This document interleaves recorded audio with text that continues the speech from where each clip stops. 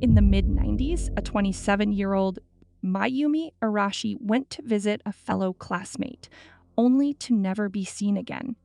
The case would remain stagnant for years until over a decade later, an interview would surface that would turn the case on its head. Today, we're deep diving into the intriguing case of Mayumi Arashi and the mystery that shrouds her disappearance. Among the hustling and bustling of a busy 1994, Tokyo lived 27-year-old Mayumi Arashi. She had temporarily moved back into her family home with her parents and sister. While she cared for her then one-year-old child and attended on September 2nd, an upset and stressed Mayumi left her child with her family and told her sister Yoko that she would be meeting with a classmate before leaving her Sumida home. This was the last time Mayumi Arashi would ever be seen. The Arashi family reported Mayumi missing to the authorities, who placed her in the Japanese missing persons database.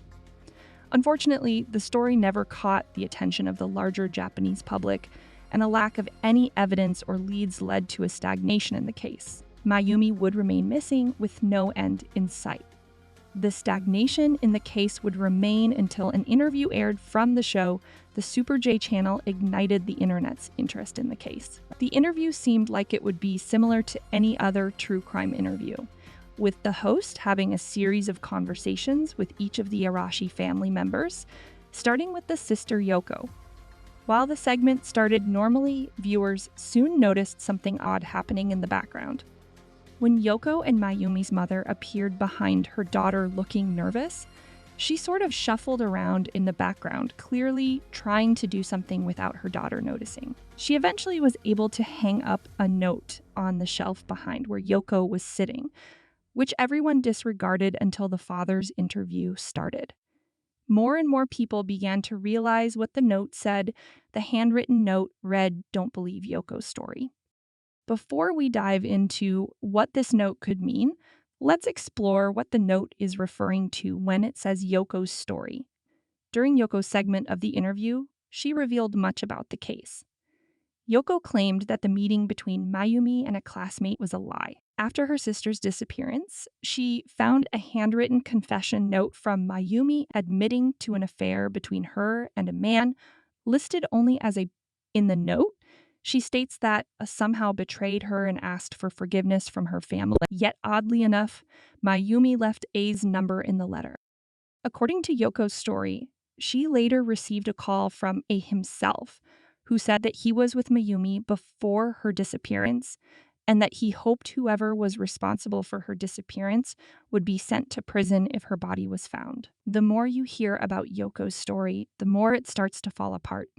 If she knew or was in contact with Mayumi before her disappearance, making him possibly the last person to see her alive. And if Yoko had his phone number and thus a way to contact him, why not report it to the police? Instead of doing that, Yoko instead decided to hire a private investigator to handle the case, who investigated for about 6 months, ending about halfway through 1995. During his investigation, this PI reportedly tracked into the woods in the middle of the night where he was bringing 2 drinks. While one of those drinks could have been for Mayumi, possibly proving that A was holding her captive, no evidence exists of this investigator's existence other than Yoko's word. Yoko also alleged that a strange man contacted her parents, but given that Yoko gave this statement on her parents' behalf and they never mentioned it themselves, it's hard to prove that this truly happened. Unfortunately, no version of the interview exists on the internet, with only 2 single screenshots of this segment appearing to have made it onto the internet. The only reason we even know what happened in the interview is because of a variety of forums where viewers recounted the segment as it was happening. The fact that the contents of the interview is largely word of mouth, as well as the many obvious leads in the case that seem to have been completely ignored by the police, have led many on the internet to believe that the whole case is actually a hoax. While there isn't any completely solid proof to support this theory, many often point out the really striking resemblance that Yoko and Mayumi have to a popular Japanese comedy duo. However, not only are there several archive threads across multiple forums from people who are posting while watching the interview live. Super J Channel has an archive where you can find a brief description of the segment. So we know that at the very least, the interview did in fact air. Another popular theory is that Mayumi, ashamed of her affair and under stress from her then 1-year-old child, had herself disappear. Japan has an infamous underground service where people who are unhappy with their lives can pay to be disappeared, leaving their former lives behind and their families wondering what happened to them, while the person getting disappeared goes to live a brand new life somewhere else.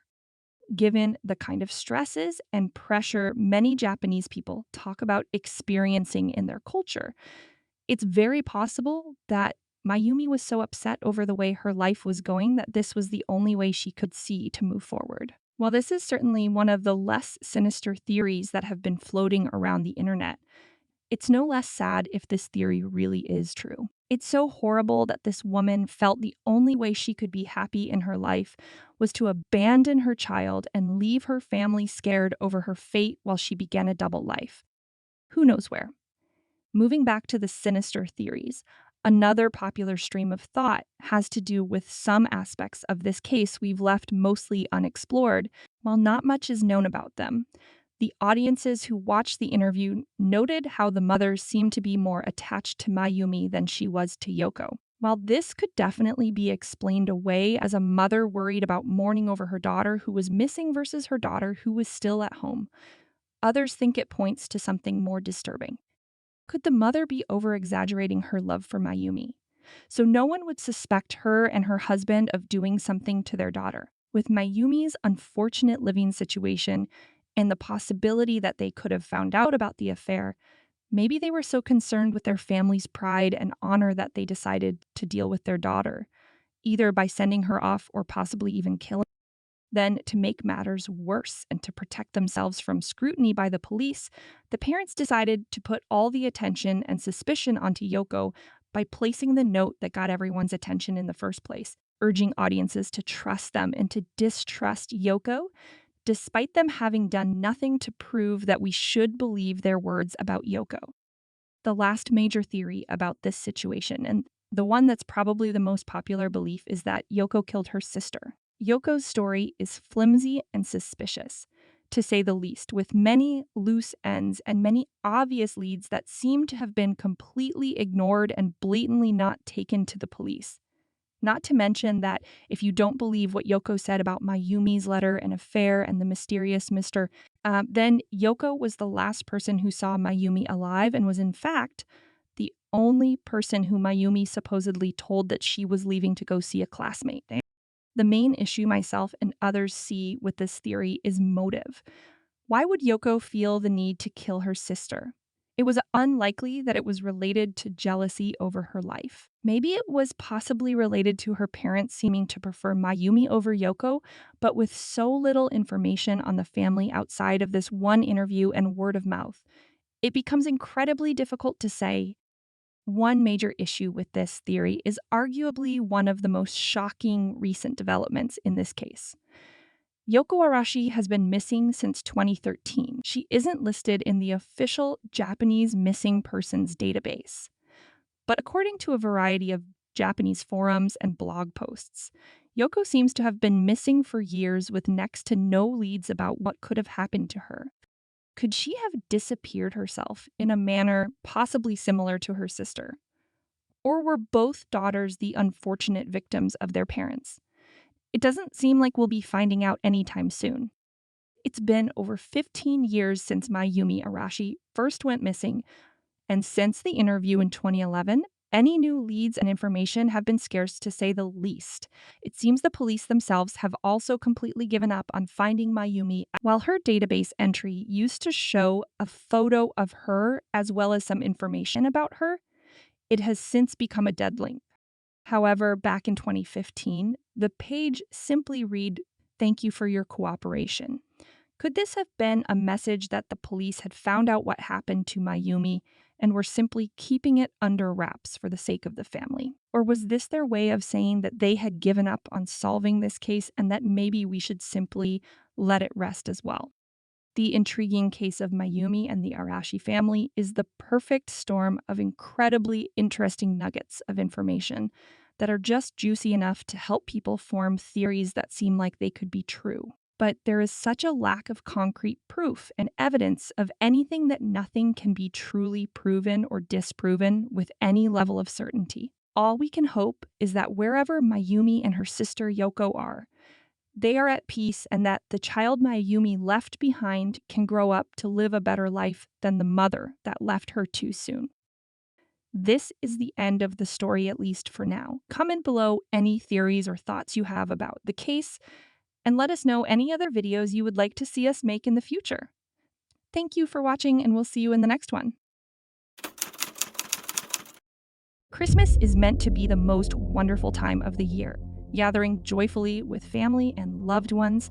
But in 1945, one family was struck with disaster and the disappearance of half of the family in one night. In the small town of Fayetteville on December 24, 1945, a family of 9 went to bed anxious for the following morning. George and Jenny Sodder were the parents of 10 children, ages ranging from 24 to 2 years old. One of their sons was on his way to the army and the rest were at home with them. A fire flared up within their home at 1 a.m. And George, with his wife and 4 of their 9 children in the home, had escaped the blaze. Desperate to rescue his remaining children, George rushed back into the burning home but was unable to find his other children. After numerous calls to the fire department with no answers, then a neighbor personally calling the fire chief's home phone, did he start calling his firefighters into action one at a time. The fire department didn't make it to the house until 8, by which time the house was nothing more than smoldering ashes. The 5 children were declared deceased from the fire, even though no remains were found. The police report stated that the fire was caused by faulty wiring. The children's ages ranged from 14 to 5 years old. Their names were Maurice, Martha, Louis, Jenny, and Betty. They were all in the second upstairs bedroom of the home when it went up into flames in the middle of the night. Losing one child is heartbreaking enough, but to suddenly lose 5 beloved children is unimaginable.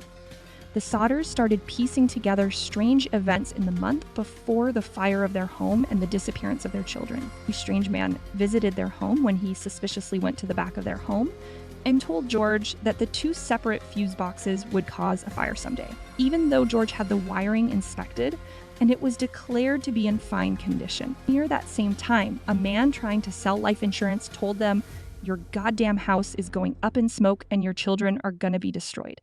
You're gonna be paid for the dirty remarks you've been making about Mussolini." After George declined him, Mussolini was the Italian dictator. He had outspoken his dislike over with the local Italian community and recently had some heated debates with them, which makes you wonder if they were the ones who were doing this and what kind of connections Mussolini had in the area. The older sons remembered a strange vehicle and a man parked along the road watching the younger children intently as they all walked home after school.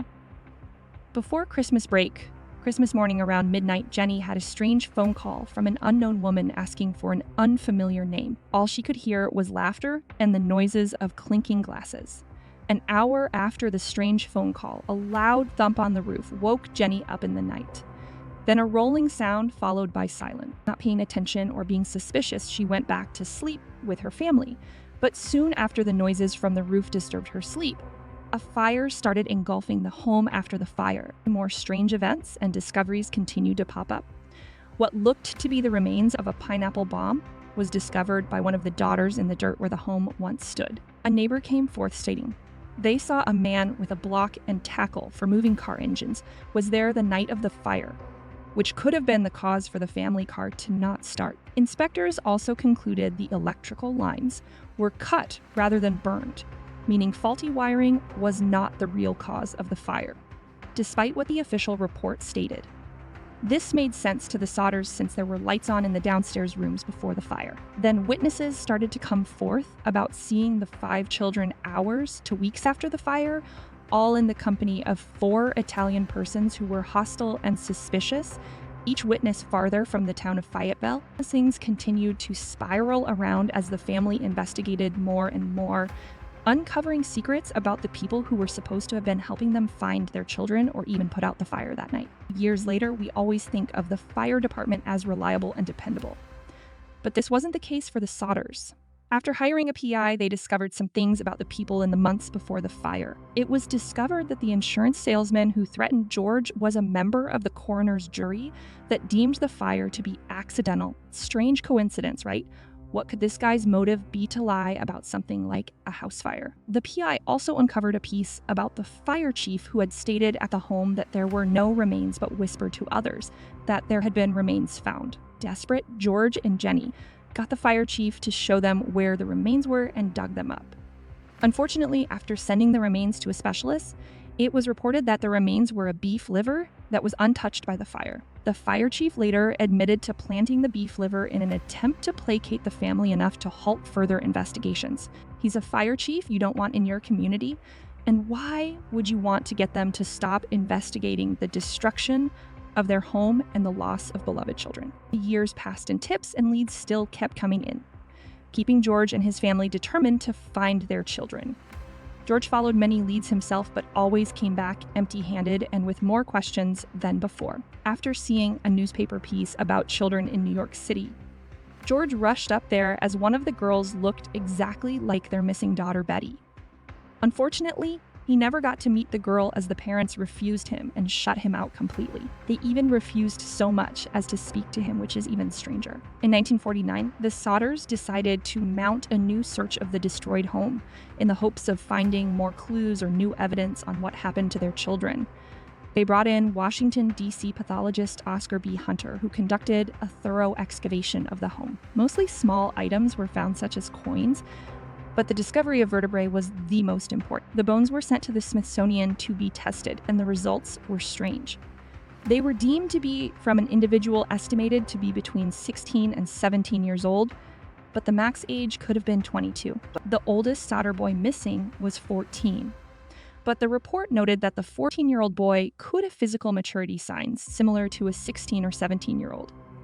It was also noted that the bones displayed no signs of having been in or near. It was noted in the report that the bones could have been in the dirt that was supplied to fill in the basement to create the memorial, which could be a hopeful sign for the family. Jenny investigated further into how bones were affected by fires, suspicious in the fact that nothing of the 5 children was left behind in the house fire.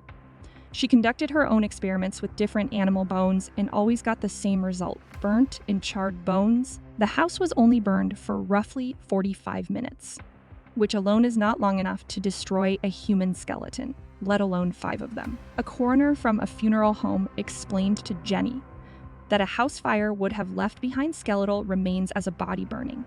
For 2 hours at 2,000 degrees Fahrenheit still left behind charred bones. Despite letters to the FBI asking for assistance, they never received any help from the local or federal agencies. At a court hearing, it was declared that Sodder's case was hopeless and the case was officially closed again. Soon after the case was officially closed, they erected a billboard with their 5 missing children's photos and descriptions, as well as a reward for information leading to the return of their children. They were determined to find their missing children. In 1968, 20 years after the fire happened, Jenny received a mysterious letter about Louis, the youngest Sodder boy to be missing. The letter came with a photo of a young man in his 20s with numerous similarities to the son that went missing. Their hopes rekindled on finding at least one of their children. They sent a PA to investigate, but the PI was never heard from again.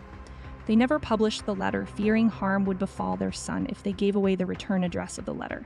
George and Jenny never saw their missing children again, and the descendants of the family can only speculate about what happened to this day. It is still a mystery what happened to the missing Sodder children. In 1968, George passed away, and a year later, Jenny followed behind him. Many of the distant relatives can only speculate on what happened to the missing Sodder children, but the youngest surviving child, Sylvia, doesn't believe they were killed. She still holds hope of seeing her lost siblings someday. What did you think of this story? Let us know in the comment section below.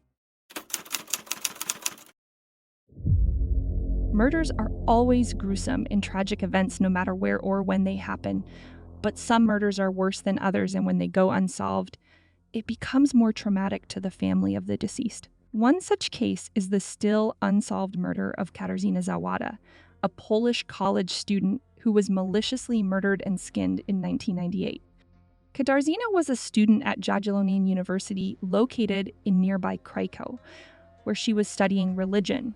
She had been suffering from depression after the death of her father in 1996, which prompted her to change degree fields in college 2 times before landing in religious studies. On November 12, 1998, Katarzyna never showed up to her usual appointment at the psychiatric clinic and wasn't heard from for the rest of the day.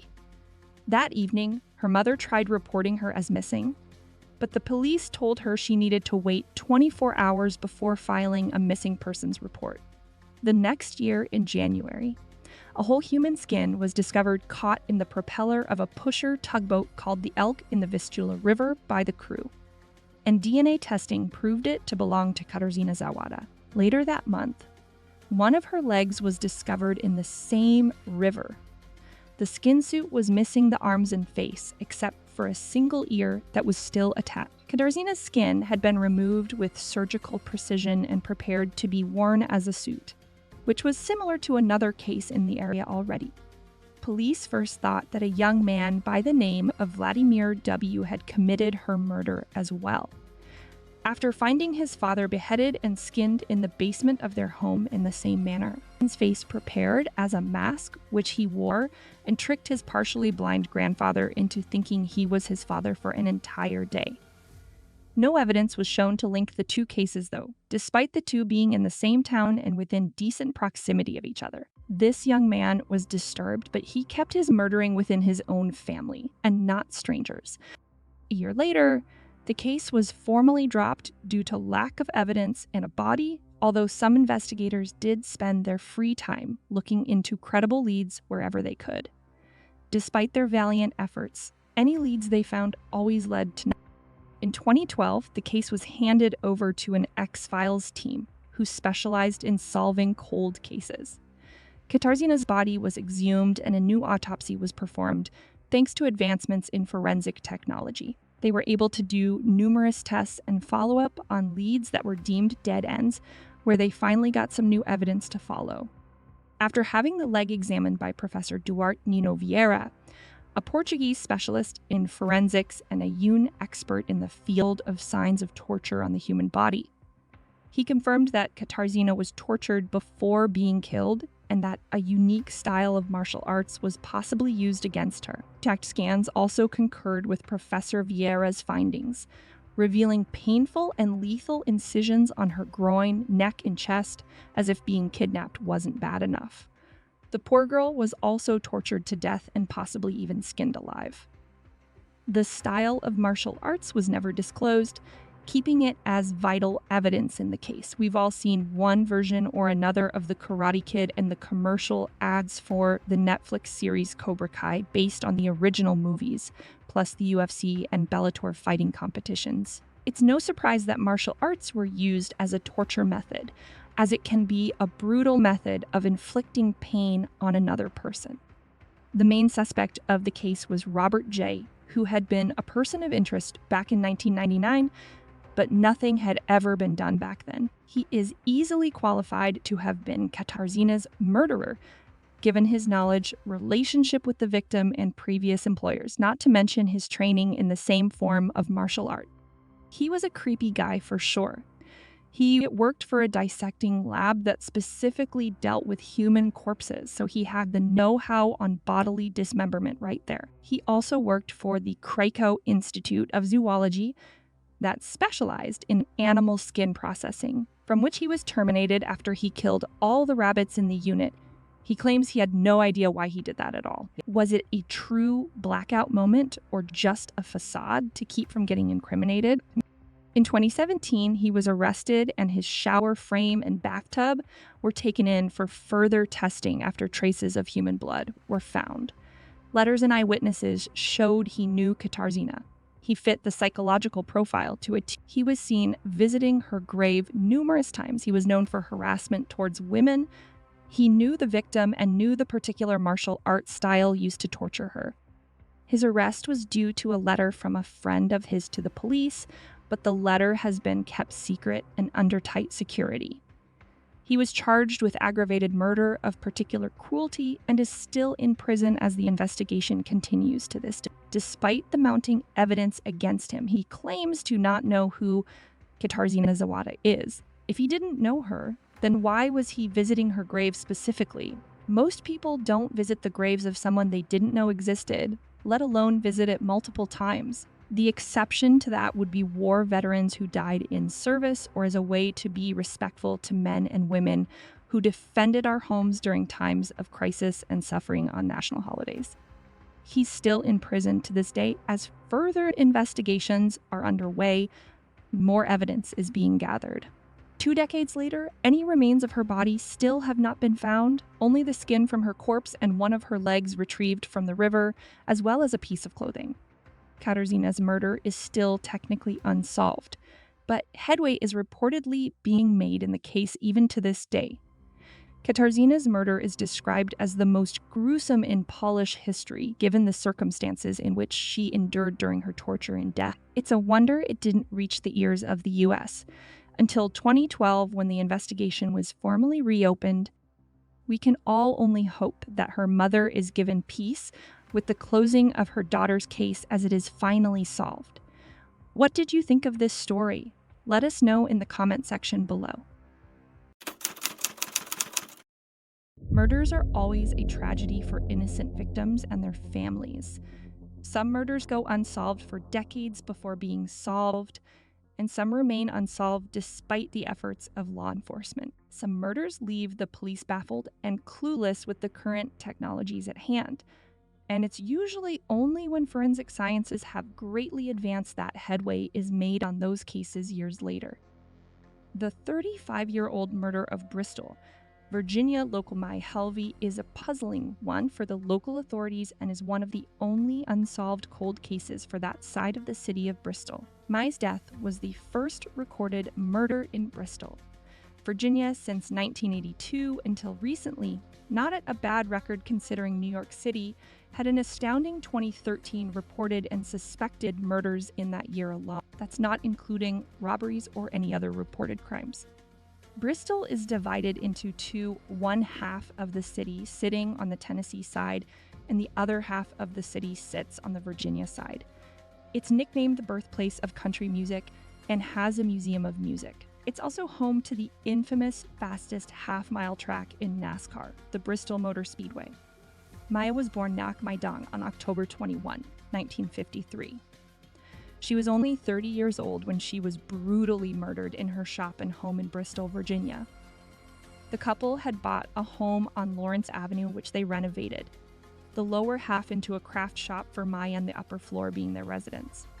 On February 13, 1982, around 5 p.m., George Helvey returned from his job at Ironworks and Bristol Steel to discover the beaten body of his wife, Mai, in the upstairs room above her country craft shop. He immediately called the life-saving crew upon finding her body. Unfortunately, it was too late. She had already died from her injuries. It was discovered during the autopsy that she had died from the multiple wounds to her head and had a fractured skull from the attack. Her death was painful and deemed to be slow from the result of the autopsy. Neighbors reported seeing a strange man in a blue Mustang arrive around 30 p.m. that day, and that he left 15 minutes later. He appeared to be around 5'7", white with a dark complexion and dark hair. Police spent the night sifting through the store searching for evidence or clues and speaking to neighbors.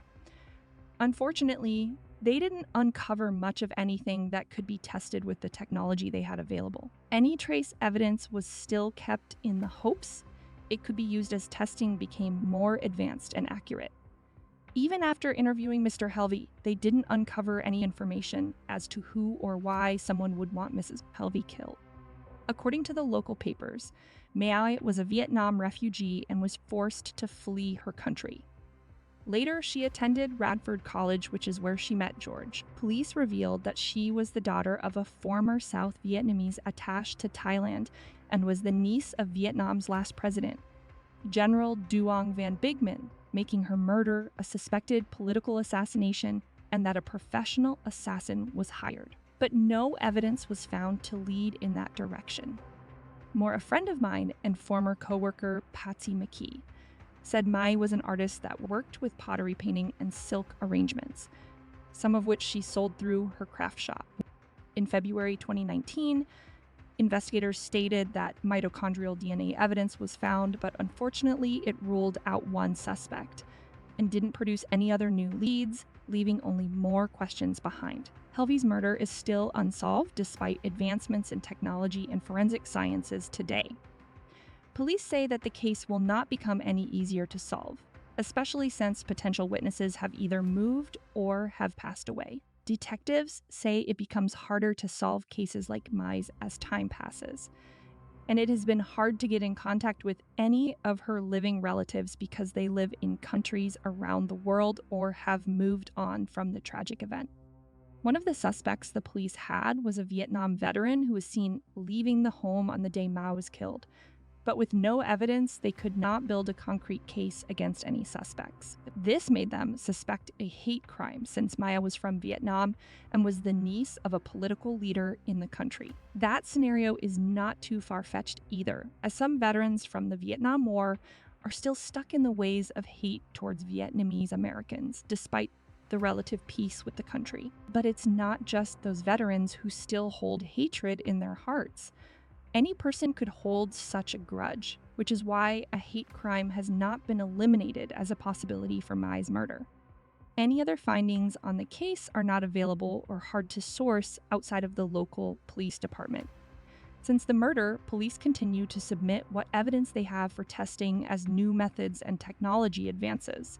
But no new leads have been generated so far. This is a murder that has left everyone who knew the victim baffled and heartbroken over the loss of her life. There's a Facebook page that was created in December of 2018 that is dedicated to finding the murderer and bringing them to justice for Mai and for her husband, George. The creator of the page, Emily S., was a close friend of Mai's and is still mourning the loss of this beautiful woman. In a post on the page, Emily stated that Mai and George were expecting their first child when she was brutally murdered in their home. She also was the one who sold the old Bristol home to the couple and had become good friends with Mai. Emily begs for anyone with information to contact the detective in charge of Mrs. Helvey's case today in the hopes of bringing the murderer to justice. It makes you wonder why such a wonderful, expectant mother would be killed in such a horrendous way. But it's hard to ignore the possibility of political gains or hate crime, especially since nothing was stolen from the store downstairs or the apartment upstairs where Mai was found. What did you think of this story? Let us know in the comment section below. In 2008, a boy from Woodland Park, Colorado, would go missing, only for his body to show up 7 years later, somehow stuck in the chimney of an abandoned cabin. Today, we're going to be taking a deep look into the intriguing and heartbreaking mystery surrounding the death of Joshua Maddux, surrounded by the beauty of Pike National Forest-Lade Woodland Park, a small city with only a population of 7,500. Among those 7,500 was a true free and carefree spirit in the form of 18-year-old Joshua Maddux. He was an incredibly well-liked person, both from his teachers for his good grades and from his peers for his kindness, humor, and amazing guitar playing. Unfortunately, this would all come to a halt on May 8, 2008. Joshua told his sister Kate he was going for a walk alone, which in and of itself wasn't unusual, as Joshua loved to take nature walks and hikes by himself. The family became slightly worried when hour after hour passed and Joshua still hadn't returned home, but these long excursions into the forest weren't necessarily unusual for Joshua, so there was no reason to panic. Not only that, but Joshua was 18 years old and legally an adult, and his parents were big proponents of letting him come and go as he pleased with the faith that he would be able to handle whatever situation he might find himself in. However, when the hours turned to days, and there was still no sign of Josh, his father took the initiative to report him missing to the police on May 13th, just short of a full week after he had left. Joshua's father called around, reaching out to Josh's friends to see if anyone had information on his son, but no one had seen or heard from him since early searches for Josh began, spanning the Parkland area for any sign of him. But sadly, as weeks and months passed with no new information, the case of Joshua Maddux slowly began to lose traction. Josh's happy disposition gave the police no reason to believe that he'd ever been involved in any criminal activity that could have led to his disappearance. So they listed him as a missing person and left the case open, hoping that any remaining searches might turn up some information to bring his family closure. Kate Maddux, the last person known to have spoken to Josh before his disappearance, said she liked to think that he had run off to start a new life as a musician in another town, and that would one day show up back on their father's stoop with a wife and some children ready to meet their grandparents and aunts. The Maddux family eventually moved, but Mike, Josh's father, held on to the ownership of the house just in case Josh ever returned. Sadly, however, that would never happen. The years passed with no new news about Josh's situation. That is until 2015, when a local builder named Chuck Murphy made a shocking discovery. Back in the 1950s, Chuck Murphy had bought a cabin on Meadow Park Lane in a large plot of land surrounded by forest. The cabin had an interesting story, having been used as a den of illegal gambling by its former owner. However, in the last decade, it had gone mostly unused and was in a state of abandonment and disrepair, leading to Chuck making the decision to demolish it and thus changing his life and the lives of the Maddux family forever.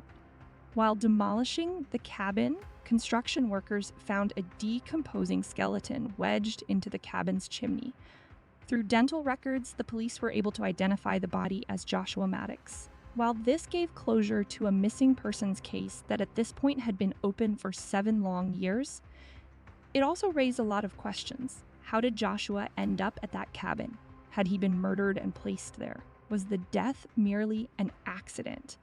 Everyone only wanted to know one thing: what happened to Joshua Maddux? With the body having been found during the demolition of the cabin, much of the evidence that possibly could have been used to answer some questions had been destroyed or messed with. The body itself didn't answer many questions either, with little to no signs of, according to Teller County Coroner Alborn, as well as no drug use. With that in mind, the cause of death would likely have been dehydration or possibly hypothermia, but they had no way of knowing for sure, with no hard answers anywhere.